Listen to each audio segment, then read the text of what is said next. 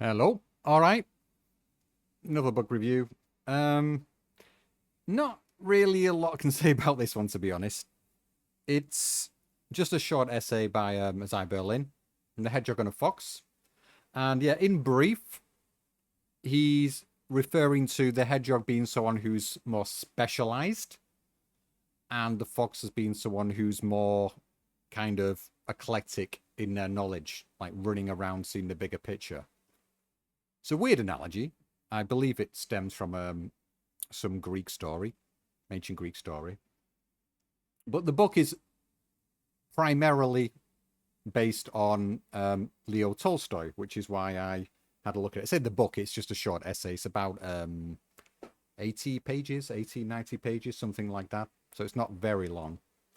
But it's just giving an analysis of Tolstoy's position and going into his dislike of historicism in a way. I think he's like Berlin's more sort of saying that in relation to Popper, because I believe they were around at the same era, like against historicism. And just sort of noting that what Leo Tolstoy talks about in War and Peace, which I've not read, by the way. I have it. You can actually see it. Oh, you can actually see it on the shelf here.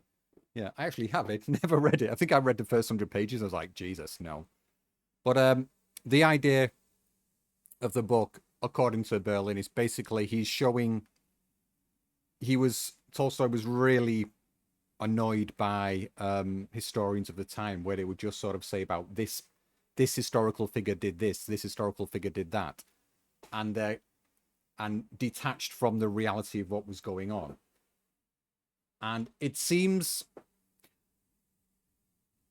that Berlin's trying to kind of portray Tolstoy as being, well, he's literally says this. He's neither a hedgehog or a fox. He's kind of in between. He's both. He's kind of at war with himself about this. Because he seems to be saying, and Tolstoy's putting across the idea that, yeah, that one single person could not change history, whereas at the same time, he sort of maybe is saying that. But he's more talking about how the real history, the things that happened, it's not like this general did this. It's the people on the ground saw the real horror, and the people at the top who thought they were in control they weren't at all. Things just played out the way they did. That seems to be the general gist of what's going on. And he compares him to some guy, I can't remember the name. Oh god, Maines or someone. I'm not even sure who it is. I guess it's some French guy. And yeah, I do really need to go back and read this again and have a proper look at it. I did kind of skim through it a lot because I was well, I still am in the process of trying to write something about Tolstoy in regards to something on Substack with an essay on the state of beauty. So I just sort of jumped into this because it seemed like a nice little crossover, and it does reveal some interesting points. And I'm trying to think, what did I really take away from this? Because I did read it like very much piecemeal, and there's there's the manner in which he's portraying Tolstoy. It's very much as like really articulate and scientific and against all kinds of mysticism and very like atomistic in his view. But at the same time, he's also stepping back from that. Again, this is why he's sort of saying he's a hedgehog and a fox at the same time.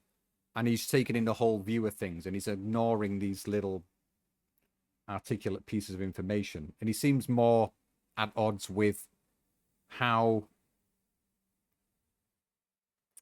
how historians are trying to use a kind of scientific perspective on history. Again, this whole idea of historicism, which I'm not too keen on myself. It does seem a little bit crazy in a way, but at the same time, you get the likes of, well, people like Popper, who I believe they generally agreed. Berlin and Popper had some reasonable degree of agreement, which was that you can change things like piecemeal engineering, as Popper put it. So yeah, I'm not quite sure what to make of it. It's one of those I need to go back and read because he's not focusing in on that particularly, but he's focusing more on how things were at the time and Russian historians at the time and Tolstoy's attitude towards them and their attitudes towards him. And yeah, if you didn't know, by the way, Isaiah Berlin was Russian, and he left at the start of the revolution. I think when he was 8 years old, 9 years old, or something like that, and came to Britain. And there is another book that he's written, which is talking about the Russian, like the Russian intellectuals of the time, and it's kind of inspired me to go on and read that book as well because I do like Berlin. Actually, first time I saw him was oh God, what's his face? You can find it on YouTube. There's a guy who does like a philosophy documentary, which is crazy, which is on the BBC many years ago in the 60s or 70s. He interviews Berlin, and I really liked the way he came across there. He just seemed very articulate, very down to earth. In fact, many of the people on that show, I would highly recommend it. What's his name, McGee? I'll just find it for you now so you can. It's pretty easy to find on YouTube, but let me just pull it up because I do think it's a good thing. Oh, go away. I can't remember his name. Let me just find one of them at least. Yeah, Brian McGee. MAGEE. You come on there, you can find it straight away. And yeah, 1977. There's like a 45-minute interview with Berlin, or 1976. Maybe he's interviewed him a couple of times, but yeah, it's nice. And yeah, Berlin also wrote. Oh, what was it called? Oh my God.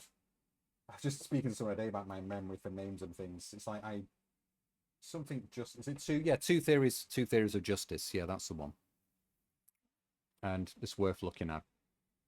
Yeah, because the guy I'm speaking to, like, he's familiar with a lot of. No, no, it's not called that, is it? What's it called? He's familiar with a lot of political philosophy and stuff, but he'd not heard Berlin's name before. Ah, here it is. Yeah. Liberty. Yeah, four essays on liberty, and there's one in particular. If I can just dig it out for you. Yes, and talking about negative and positive liberty. I think it's called Two Forms of Liberty. Let me just check. Two concepts of liberty. The essay is called. That's Berlin. Where if you ever hear negative and positive liberty, this is this guy. And yeah, so it's definitely worth a check out. I've not really got much more to say about him. It was a short piece. I read it very much bit by bit, and I'm intrigued by the guy who's comparing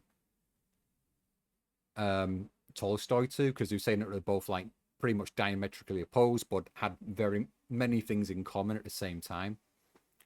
So yeah, it should be interesting. And getting the idea that Tolstoy's kind of very conservative person.